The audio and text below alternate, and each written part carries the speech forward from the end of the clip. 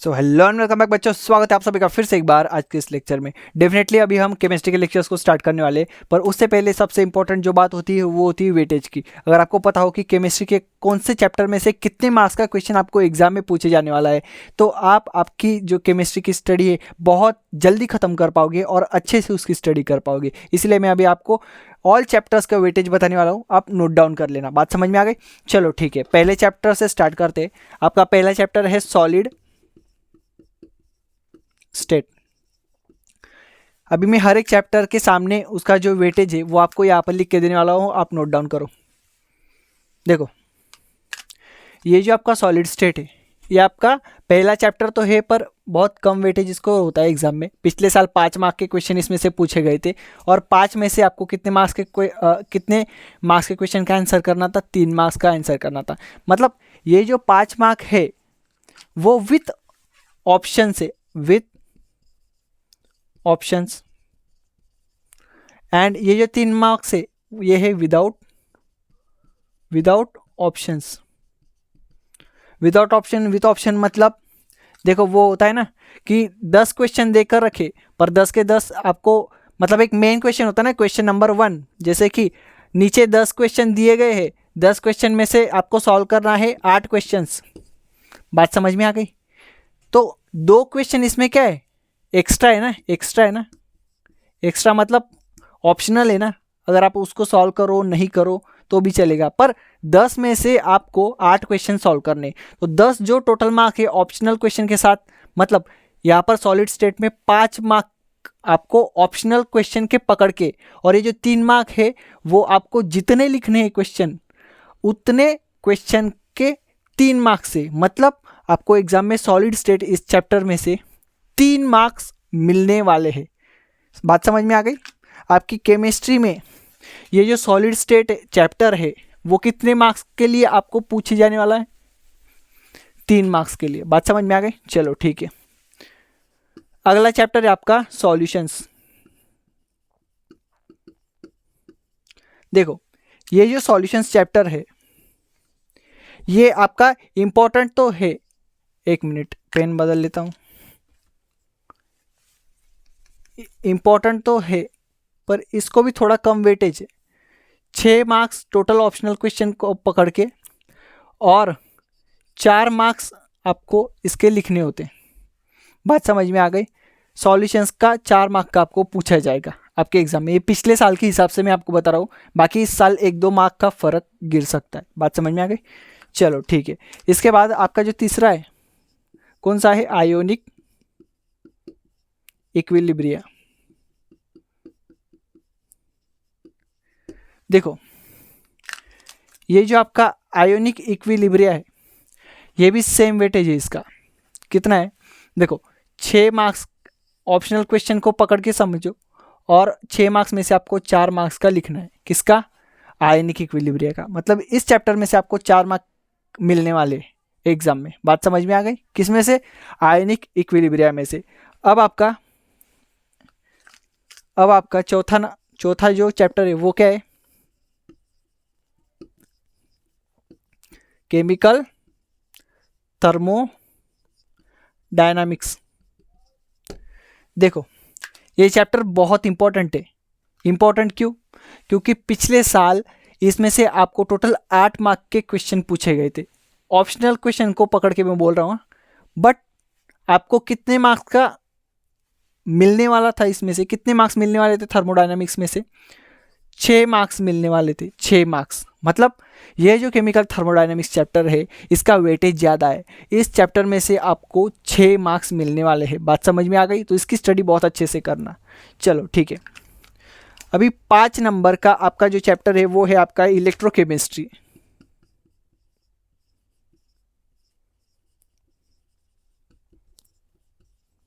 देखो, ये चैप्टर भी बहुत इंपॉर्टेंट है।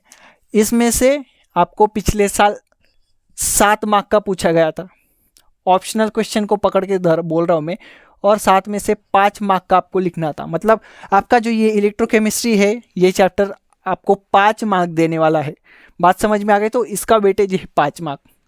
चलो ठीक है, 6 नंबर का इलेक्ट्रोकेमिस्ट्री हो गया, केमिकल थर्मोडायनामिक्स हो गया, अभी केमिकल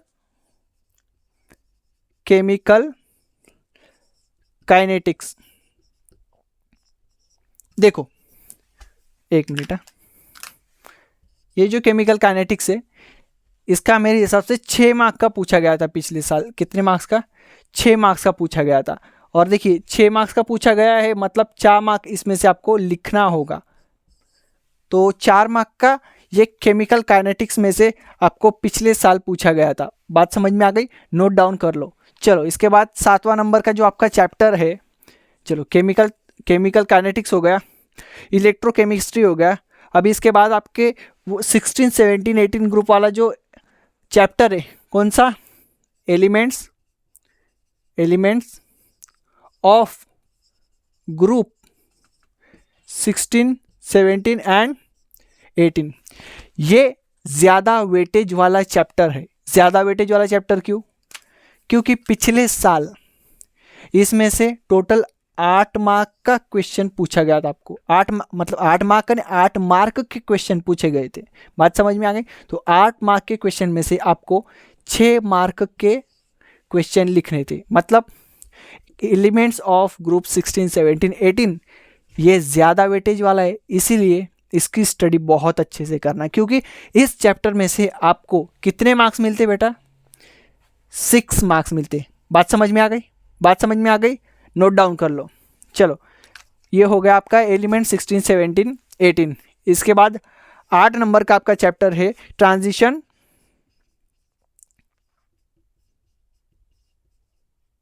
एंड इनर ट्रांजिशन।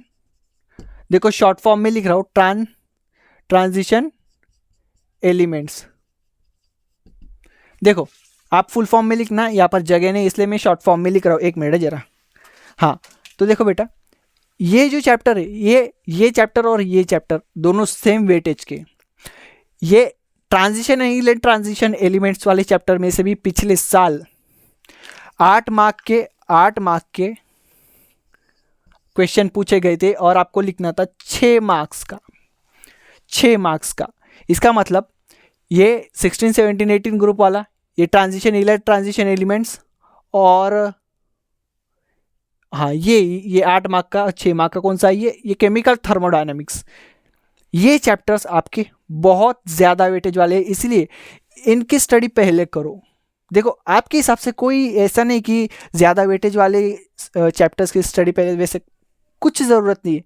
क्योंकि जब मैं लेक्चर लूँगा ना, सभी को इक्वल वेटेज देने वाला हूँ। और भले ही मैं आपको यहाँ पर वेटेज बता रहा हूँ, पर आपने स्टडी करते वक्त हर एक चैप्टर को इक्वल वेटेज देना है, तभी आपके एमएसटी सीईटी में बोर्ड्स की, अभी हम बोर्ड्स के लिए पढ़ाई कर रहे हैं, पर एमएसटी सीईटी देने वाले होंगे, जो जेई नीट देने वाले होंगे ना, तो उन स्टूडेंट्स के लिए बता रहा हूँ, हर एक चैप्टर को इक्वल वेटेज दोगे ना, तभी आपको सारी जो केमिस्ट्री आपकी 12th की बहुत अच्छे से समझ आएगी। बात समझ में आ गई? इसलिए सभी चैप्टर्स को इक्वल वेटेज दो और अपने हिसाब से पढ़ाई करो।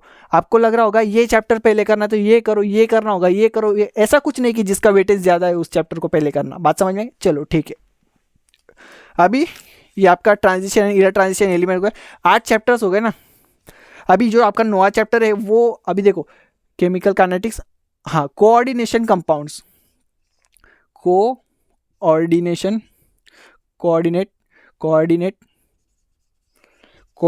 कंपाउंड्स। एक मिनट, कोऑर्डिनेट कंपाउंड्स कितना? ये आपका नवा चैप्टर ना, ये 9वां ही है ना, कोऑर्डिनेशन कंपाउंड्स। कोऑर्डिनेट, हाँ बराबर, कोऑर्डिनेट कंपाउंड्स। देखो ये जो कोऑर्डिनेट कंपाउंड चैप्टर है, ये आपको पहली बार सीखने को मिल रहा है। पहली बार आप कोऑर्डिनेट कंपाउंड्स पढ़ोगे तो आपको ये चैप्टर थोड़ा हार्ड जा सकता है। देखो हार्ड जैसी कोई चीज़ नहीं है, आप अगर स्टडी अच्छे से करोगे ना तो बहुत इजी है, ज़्यादा कुछ नहीं है इसमें। कोऑर्डिनेट्स कंपाउंड्स होते, ये सबसे नया चैप्टर है आपको 12th में। बात समझ में आ गई? इसलिए कोऑर्डिनेट कंपाउंड ये आपको थोड़ा सा मॉडरेटली वेटेज जिसका है आपका, देखो ये नया चैप्टर है आपका कोऑर्डिनेट कंपाउंड, इसीलिए पहली बार आप इसको स्टडी कर रहे हो, इसीलिए आपका जो इस चैप्टर का वेटेज है इन चैप्टर के मुताबिक मॉडरेट रखा गया। मॉडरेट क्यों? क्योंकि ये पहली बार है आपका। तो 7 मार्क के क्वेश्चन, ये देखो 8 मार्क का क्वेश्चन था, उससे कम कितने 5 मार्क के क्वेश्चन है, 6 मार्क के क्वेश्चन है, पर इसमें से 7 मार्क का पिछले साल पूछा गया था, 7 मार्क का पूछा गया था, और 7 में से आपको 5 मार्क का लिखना था, 5 मार्क का लिखना था। देखो 7 मार्क, अभी यहाँ पर देखो 7 मार्क का है, 5 मार्क का लिखना है, 7 मार्क का है, 5 मार्क का लिखना है। तो इस तरीके से आपको पिछले साल पूछा गया था। अभी इस साल एक आध मार्क का फर्क आ सकता है, बट ज़्यादातर वेटेज इसी हिसाब से होता है। बात समझ में आ गई? इसीलिए मैं आपको बता रहा हूँ। बात समझ में आ गई? चलो इसके बाद 10 नंबर का चैप्टर है, कोऑर्डिनेट कंपाउंड हो गया। उसके बाद हाँ एलिमेंट्स ग्रुप 16 हाँ चलो ठीक है। अभी एक हैलोजन डेरिवेटिव्स। देखो ये जो चैप्टर है आपका हैलोजन डेरिवेटिव्स, आपके लिए नया नहीं है, 11th में भी आपने इसकी स्टडी की है, और अभी भी आपको हैलोजन डेरिवेटिव्स का मतलब पिछले साल इंट्रोडक्शन तो कर लिया होगा आपने हैलोजन डेरिवेटिव्स का, क्योंकि हैलोजन कंपाउंड्स जो होते हैं वो आप लगभग 9th 10th 11th से पढ़ते ही आ रहे हो, इसलिए आप इस चैप्टर से फैमिलियर हो। तो इसलिए ये जो आपका हैलोजन डेरिवेटिव्स है बराबर, इसका आपको मॉडरेट दिया गया है। कितना? 6 मार्क का पिछले साल पूछा गया था, और 6 मार्क्स में से 4 मार्क्स का आपको लिखने का था। कितने का लिखना था? 4 मार्क का लिखने का था। बात समझ में आ गई? चलो ठीक है। अभी 11 नंबर का आपका चैप्टर कोऑर्डिनेट कंपाउंड हो गया, हैलोजन डेरिवेटिव हो गया। उसके बाद अभी अल्डिहाइड कीटोन, सॉरी उसके बाद आपका 11 नंबर का 10 नंबर का halogen derivative aldehyde ketone ether, लगता है 12 हुआ है वो, अल्कोहल फेनॉल ईथर, बराबर अल्कोहल फेनॉल एंड ईथर्स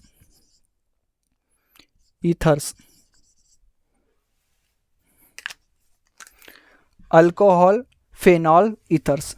चलो ये हैलोजन डेरिवेटिव 6 मार्क का आपको पूछा गया था हैलोजन डेरिवेटिव्स, और 6 मार्क्स में से 1 मिनट, हैलोजन डेरिवेटिव्स है ना 6, मुझे लगता है हाँ कोऑर्डिनेशन कंपाउंड्स के इक्वली है। ये जो है कोऑर्डिनेशन कंपाउंड और आपका जो हैलोजन डेरिवेटिव है, कोऑर्डिनेशन कंपाउंड और हैलोजन डेरिवेटिव, इनको लगभग सेम ही वेटेज होता है, इसलिए 6 मत लिखो आप। एक आध मार्क उधर उधर हुआ तो चलता है, कुछ नहीं उसमें, 5 मार्क, बाकी तो चेंज हो सकता है, 1 आध 2 मार्क चेंज हो ही सकता है।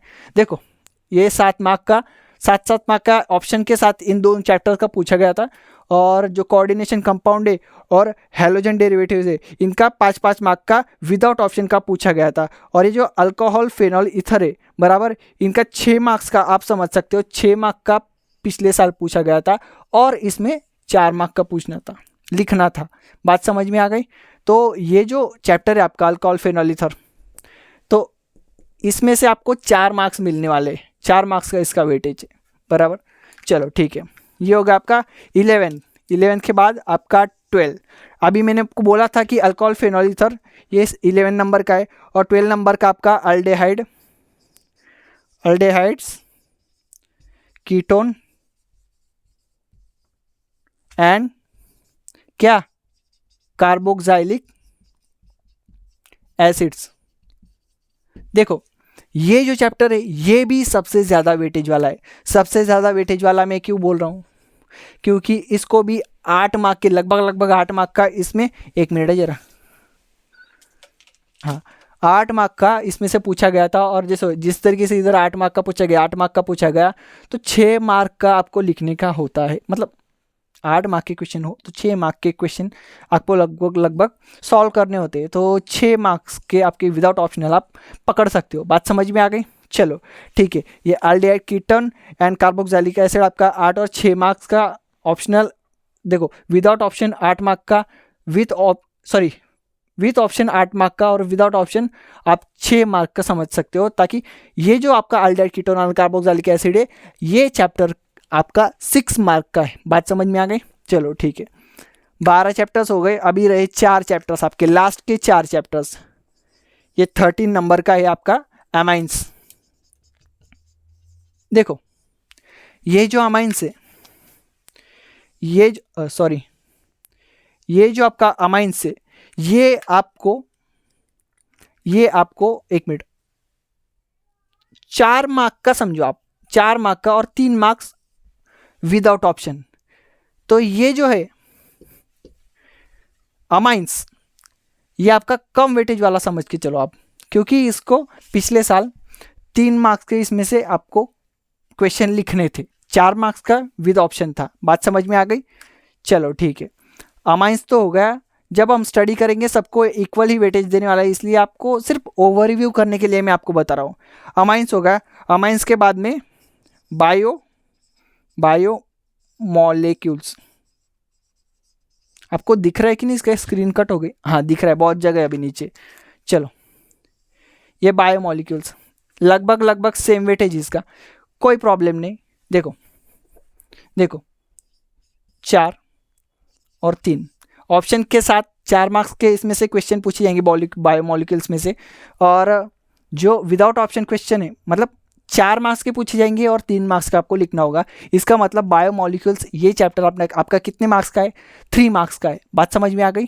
चलो ठीक है, इसके बाद 2 ही चैप्टर अपने बचते हैं, बायो मॉलिक्यूल्स हो गया, अमाइंस हो गया। उसके बाद 15 नंबर का आपका वो पॉलीमर केमिस्ट्री का है ना, पॉलीमर केमिस्ट्री का वो आई थिंक 16वां है कि 15वां है, 1 मिनट, 15वां आपका इंट्रोडक्शन टू पॉलीमर केमिस्ट्री, ऐसा लगता है मुझे, इंट्रोडक्शन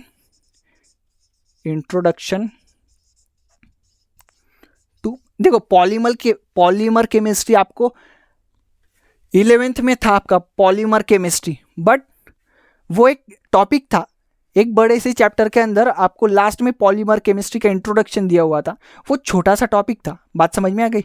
बट यहाँ पर आपको पॉलीमर केमिस्ट्री का पूरा चैप्टर दिया गया है। ये चैप्टर दिया तो गया है आपको पॉलीमर केमिस्ट्री का, बट इसका आपको सिर्फ इंट्रोडक्शन है।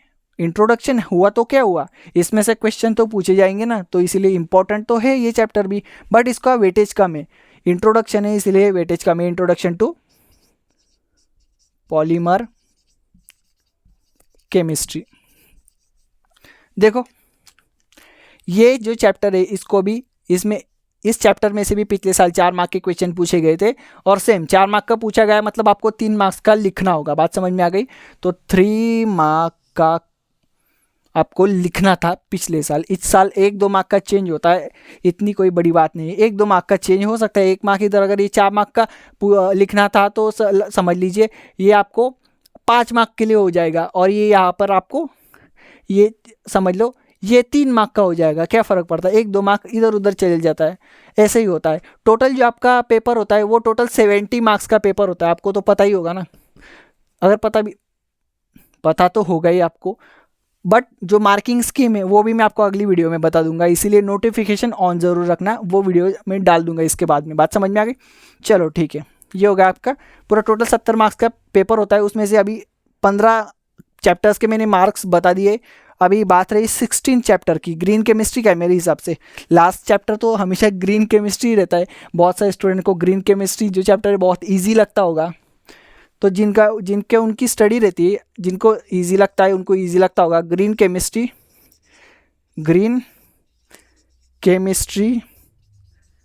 एंड नैनो इधर नीचे लिख रहा हूँ मैं, केमिस्ट्री। देखो ये जो ग्रीन केमिस्ट्री है एंड नैनो केमिस्ट्री है, ये भी आपका कम वेटेज वाला रहता है।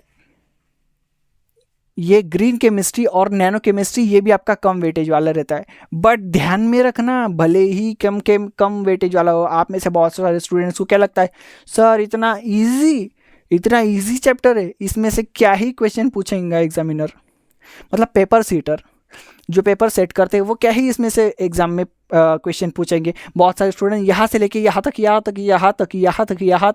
यहाँ तक पढ़ाई कर लेते एग्जाम के लास्ट दिन तक, यहाँ तक 15वें चैप्टर तक आप पढ़ाई कर लगे, बट ग्रीन केमिस्ट्री और नैनो केमिस्ट्री को सुन के, अरे सर ग्रीन केमिस्ट्री सुन लिया बहुत ईजी सर, बट ध्यान में रखो उसके साथ साथ नैनो केमिस्ट्री भी है, तो इसीलिए भले ही ये चैप्टर अगर आपको इजी लग रहा होगा तो इसमें से भी आपको क्वेश्चन पूछे जाते हैं एग्ज़ाम में, और ये भी 4 मार्क के लिए होता है विद ऑप्शन, और विदाउट ऑप्शन आपका हो गया 3 मार्क्स के लिए। बात समझ में आ गई?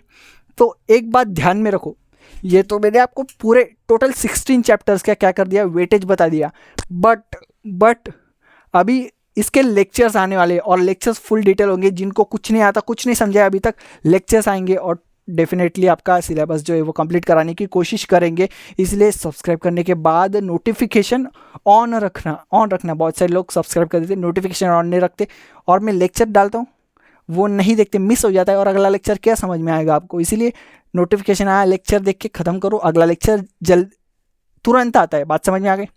चलो ठीक है, इस वीडियो को लाइक ज़रूर कर देना, और जिनका सिलेबस बाकी है पढ़ना, अपने उन दोस्तों के साथ ये वीडियो ज़रूर शेयर करना, और लाइक ज़रूर करना इस वीडियो को। बात समझ में आ गई? ताकि मुझे समझ में आए कि मैं आपको जो पढ़ा रहा हूँ वो आपको समझ में आ रहा है कि नहीं आ रहा है, कि टेक्निक चेंज करूँ पढ़ाने की। बात समझ में आ गई? चलो ठीक है, मिलते हैं अगले लेक्चर में, उसमें आपको मैं बायोलॉजी का बताऊंगा वेटेज। बात समझ में आ गई? उसके बाद हम अपने लेक्चर्स को स्टार्ट करेंगे। चलो बच्चों, मिलते हैं अपने अगली वीडियो में। इस वीडियो को लाइक ज़रूर कर देना। बात समझ में आ गई? चलो ठीक है, और कुछ बोलना होगा तो कमेंट में ज़रूर बताना।